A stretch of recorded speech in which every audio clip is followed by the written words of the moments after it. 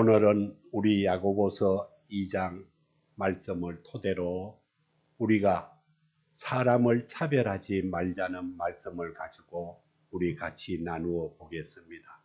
이 말씀을 따라서 오늘은 종료주일입니다. 종료주일이라는 것은 예수님께서 예루살렘으로 입성한 것을 기념하는 주일입니다. 부활절 한 주 전의 주일을 종료주일로 부르고 그를 또 각 교회에서 기념합니다. 이 종려나무는 승리의 상징으로 성경에서 쓰고 있습니다. 예루살렘에 입성한 예수님은 거후 6일째 골고다 언덕에서 이제 처형을 당하시는 겁니다. 오늘 이후에 6일 후에 이제 처형을 당하게 되는데 이를 이제 우리가 종료주일이다. 예수님이 이 세상에 사역을 마쳤다는 겁니다. 이것은 또 사순절로 볼 때 5번째 주일이에요.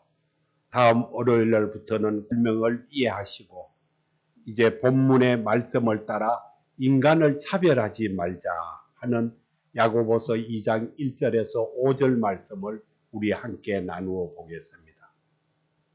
잘 오늘 들으셔서 우리 모두는 하나님의 축복을 받는 하나님의 거룩한 민족 되기를 바랍니다.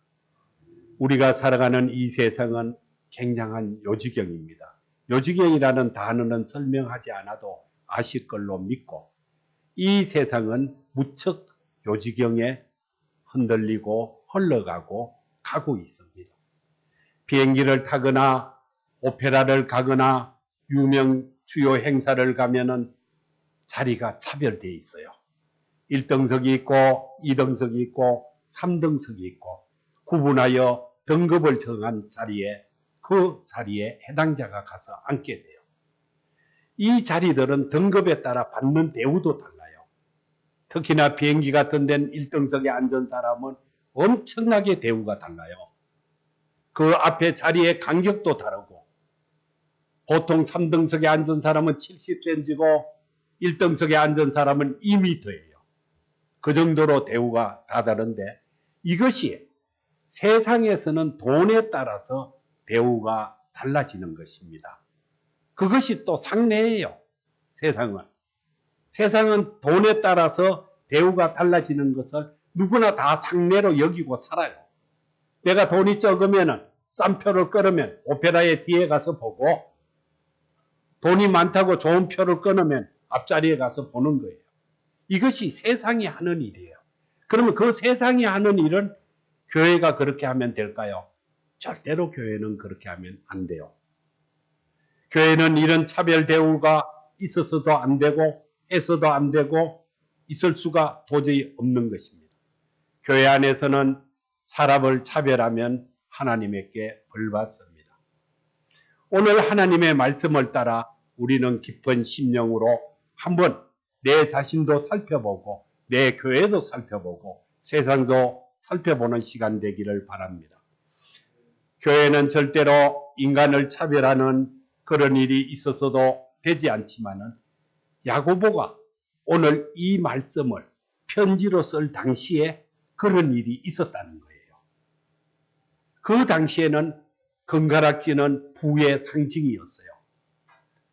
얼마 전만 해도 우리나라도 금가락지가 부의 상징이었어요. 우리가 청년 때만 해도. 가난한 사람은 그 금가락지를 꿈도 꾸지 못하는 그 당시의 시대였겠죠. 2000년 전이니까. 부자들은 금가락지를 끼고 부를 가시하는 그 시점에 그들이 교회에 올 적에 금가락지를 끼고 와요. 그런데 그 당시는 금가락지를 어떻게 끼었느냐? 우리는 지금 금가락지를 넷째 손가락에 끼고 다니죠. 그들은 가운데 손가락을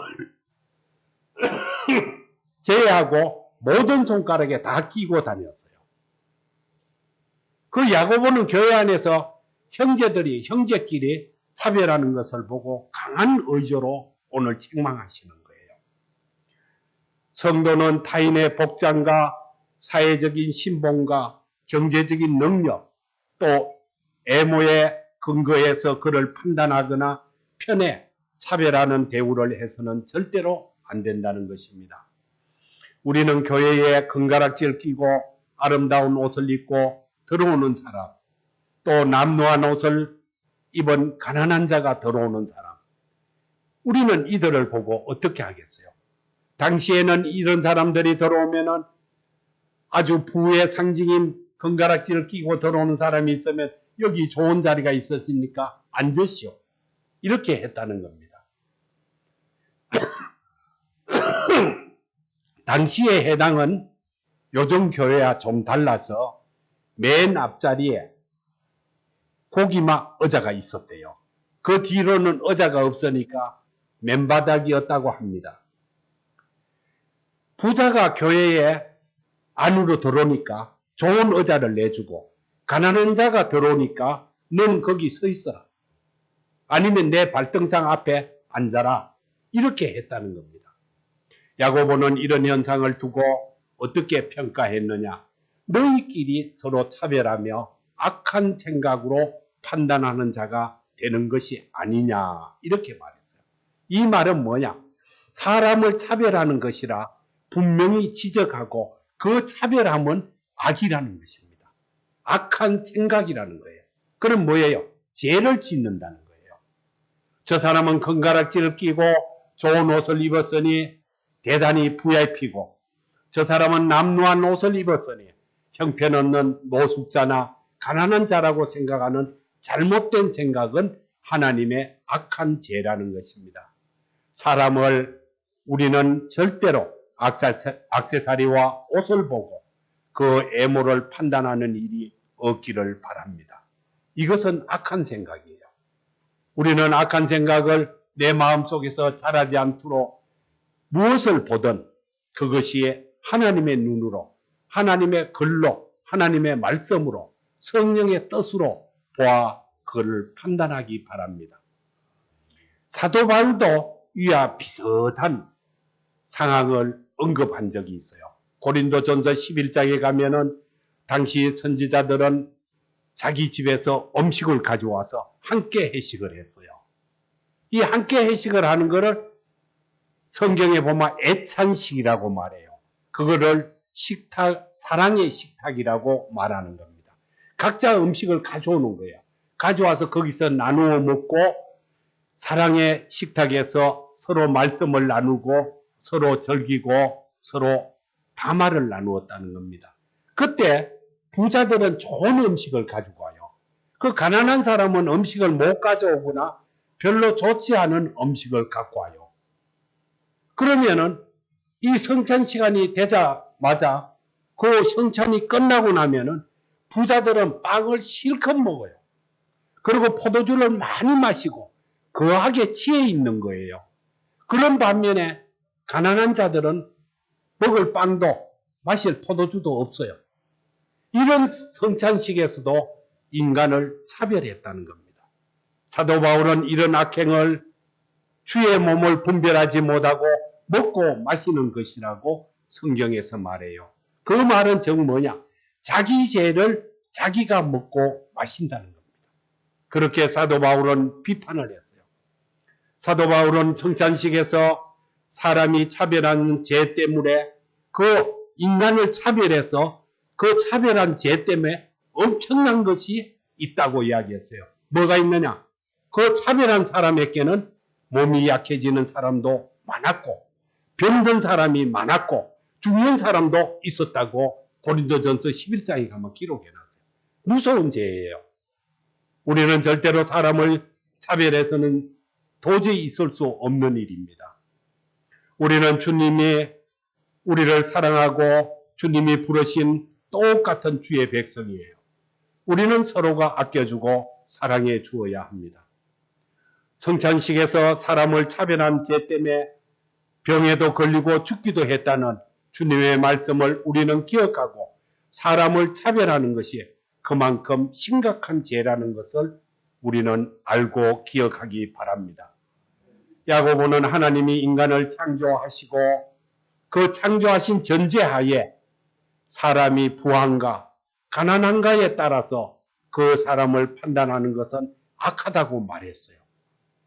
우리 모두는 하나님의 형상으로 만들어진 고귀한 존재이기 때문에 빈부에 근거해서 사람을 차별하는 것은 악하다고 하는 죄를 짓는 것이라는 것입니다. 우리는 그런 죄를 절대로 짓지 말기를 바랍니다. 이 빈부에 따라서 사람을 차별하는 제도는 절대로 있을 수가 없으며 이 애모에서 얼굴 피부색, 혈연, 학연, 지방색, 성별, 연령, 종족 등이 다 포함되는 것입니다. 이 애모에는 이렇게 다양하게 포함되는 이 애모를 보고 그를 차별해서는 안 된다는 것입니다. 우리는 황인이나 백인, 흑인이라고 차별하는 것도 인간 차별이라는 것이에요. 사람 차별이라고 성경은 말씀하고 있어요. 또 성이나 돈이 같다고 잘해주고 종씨가 아니라고 무시하는 것도 사람 차별인 것입니다. 특정 지역 사람이라고 고용하지 않거나 무시하는 것도 사람 차별이에요. 여기는 이 정도 해당되는 사람입니다. 요즘 이런 악한 시대에 자식이 부모가 자식을 차별하는 것도 죄예요. 형제가 형제 자매를 차별하는 경우도 죄에 속하는 것입니다. 우리는 절대로 어떤 경우이든 형제나 부모나 자녀를 차별하는 일이 없기를 바랍니다. 부모가 자녀를, 형제를 무시하고 자기 마음대로 행동을 취할 때 하나님은 놀라운 우리에게 형벌을 주셨어요. 성경을 읽었는데 아무도 못 읽었을 거예요. 제가 알려줄 테니까 잘 기억하세요. 레위기 20장 9절에 가면은 놀라운 말씀이 있어요. 놀라운 말씀이에요. 우리 잠시 보고 넘어가겠어요.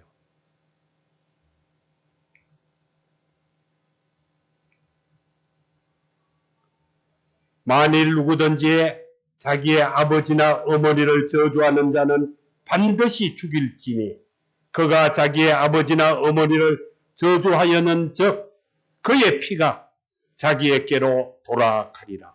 무서운 말입니다. 여 앞소절에 8절에 가면은 너희는 내 규례를 지켜 행하라.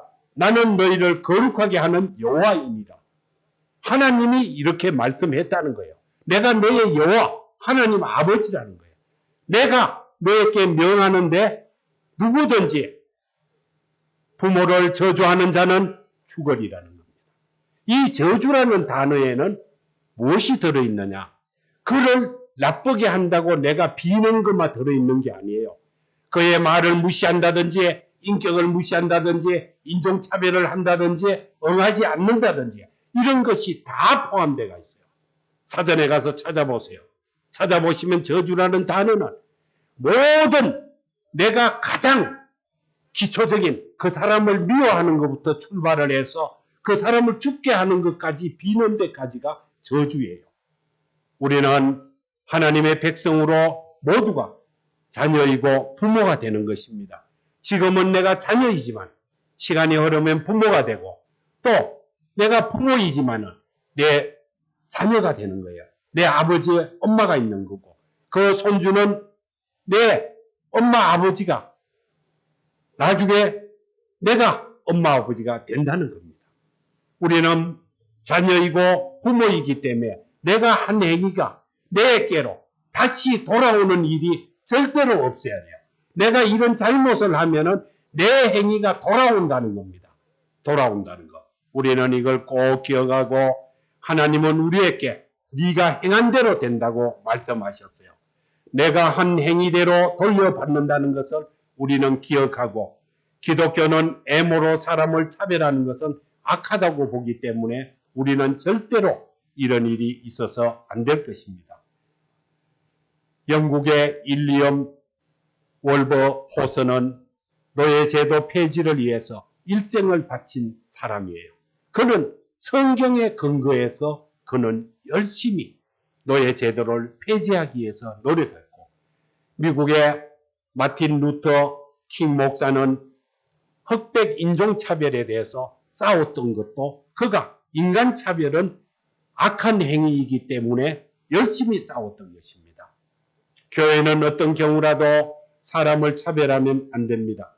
돈이나 학력이나 혈연이나 지연이나 또 지위나 권력에 따라 사람을 차별하면 안 된다고 하나님은 말씀하시고 그것은 악이라는 죄라는 것입니다.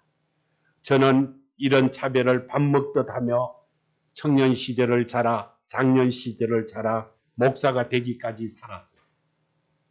저는 이것이 굉장히 편협적인 그런 마음을 가지고 살았어요. 지방색이 뚜렷하고 또 학교의 학연에 대해서 뚜렷하고 제가 다닐 당시에 서울에서 상류대학에 끼지 않는 대학을 다니는 건대 애들이나 한양대 애들이 모여서 같이 놀이를 한다든지 같이 놀게 되면 너들이 왜 여기에 왔느냐. 그러한 나쁜 행위를 하고 이 세상에 살아왔던 것입니다. 그러니까 하나님이 불러가지고 죄를 사함받고 예수 그리스도를 믿으라고 부른 것 같아요. 우리는 이러한 자기 자신을 돌아보고 내가 무엇을 잘못하고 지난 세월에 살면서 세상에 있었던 일을 잘 회개해서 거룩한 백성으로 하나님의 뜻을 따라 쫓아가는 하나님의 거룩한 민족 되기를 바랍니다. 우리가 주의 하신 말씀을 오늘 그 성경의 밑에 가시면은 이렇게 기록되어 있어요. 두려워할 자를 두려워하며 존경할 자를 존경하라. 왜 이 말이 있느냐? 사람 차별을 하지 말라 그런다고 내가 존경할 자를 차별하지 않는다고 존경하지 않아요. 그건 잘못된 거예요. 하나님이 분명히 그랬어요. 두려워할 자를 두려워하며 존경할 자를 존경하라 그랬어요. 사람 차별하지 말라는 말씀을 가지고 존경할 자를 존경하지 않아도 된다는 것은 오해가 되는 말씀입니다. 국가 지도자나 교회 지도자나 또 우리는 선생님이나 각 기관의 지도자들을 우리는 존경해야 돼요. 그것은 존경이지 무시하고 차별하는 것이 아니에요. 하나님은 우리에게 너희를 인도하는 자들에게 순종하고 복종하라. 거기 어디 있느냐? 그런 말씀 하시겠지만 히브리서 13장에 가면 하나님은 우리한테 경고했어요. 너희를 인도하는 자들에게 순종하고 복종하라. 왜 이렇게 말했을까요? 그들이 너희를 인도하는 그가 너희 영혼을 위해서 경성하기를 자신들의 청산할 자 그토록 그들이 너를 위해서 경성한다는 거예요. 경성은 뭐예요? 내가 알도록 타일러 주는 거예요. 그 일을 너희들에게 한다는 거예요. 그렇게 너를 근심해 주는 사람을 존경하라는 겁니다. 그렇지 않으면 너희에게 유익이 없느니라. 히브리서 13장에 그렇게 기록되어 있어요. 우리는 이러한 하나님의 명령을 따라서 존경할 자를 존경하고 인간을 차별해서는 안 된다는 주님의 뜻대로 우리는 꼭 살아가기를 바랍니다. 우리는 이 경성이라는 단어를 잘 기억하고 우리를 지도해주고 수고하는 자에게 우리는 그를 존경하고 그를 권위 질서를 중시하고 그가 있으므로 교회가 유지되고 또 사회가 유지되고 이 나라가 이루어진다는 것을 믿고 우리는 지도자를 꼭 존경하기 바랍니다. 교회는 누구든지 어떠한 사람이든 우는 사람의 눈물을 닦아줘야 돼요. 교회가 힘든 사람을 도와주지 않으면 그건 교회의 본질을 버린 거예요. 눈물을 흘리는 자와 힘든 자에게 희망을 주는 것이 교회라는 것입니다. 힘든 사람을 도와주지 못하는 교회는 이미 그 존재 가치가 어떻게 됐어요? 상실된 거예요. 형편이 어렵다는 어떤 이유로 돕지 않는다는 것은 잘못된 거예요. 가능한 형편이 닿는 한 최대한 힘을 다해서 도와야 된다는 것입니다. 교회가 중직자를 세울 때 돈이 많고 직위가 높다고 중직자를 세우는 것이 아니에요. 그것은 차별하는 거예요. 절대 교회는 인간차별에 행위하는 일을 해서는 안 된다는 겁니다. 중직자는 어떤 사람이 중직자냐? 신앙의 인격이 얼마나 성숙한가? 또 그가 얼마나 하나님의 말씀에 충실하고 하나님에게 영광 돌리고 또 교회에 헌신하는가? 세상에 헌신하는가? 세상에 봉사하는가? 이런 것을 보고 교회가 제공하는 교육과 훈련을 받아 어느 정도의 실력을 갖추었는가에 따라서 중직자를 세운다는 겁니다. 그를 우리는 존경해야 된다는 거예요. 예배 참석을 충실하게 하고 세상의 빛과 소금의 그런 제목이 될 자를 우리는 중직자로 세워야 될 것을 믿습니다. 혹시 우리 교회는 인간차별을 하지 않는가 우리는 서로 살펴봐야 돼요. 세상은 애부적인 조건에 의해 사람을 차별 대우하지만 교회는 그렇지 않아야 한다는 것입니다. 세상에는 돈에 따라 1등석, 2등석, 3등석이 차별 대우를 하지만 교회는 서로 사랑하고 도우면서 교회의 주인이 사람이 아니라 삼위일체 하나님이라는 것을 우리는 기억하기 바랍니다. 하나님이 사람을 어떻게 보시는가에 따라서 우리는 그 하나님의 뜻대로 사람을 보시면 돼요. 야고보서는 하나님이 어떻게 사람을 보는가 소개해 줬어요. 2장 5절에서 7절까지 말씀에 내 형제들아 들을지어다. 하나님이 세상에서 가난한 자를 택했다. 하나님이 세상에서 사람을 볼 때 이렇게 본다는 거예요. 믿음을 부여하게 하시고 또 자기를 사랑하는 자, 하나님을 사랑하는 자에게 천국을 상속으로 주겠다. 그 약속을 하고 그 자를 택했다는 겁니다. 하나님이 택한 백성을 우리는 차별해서 안 된다는 거예요.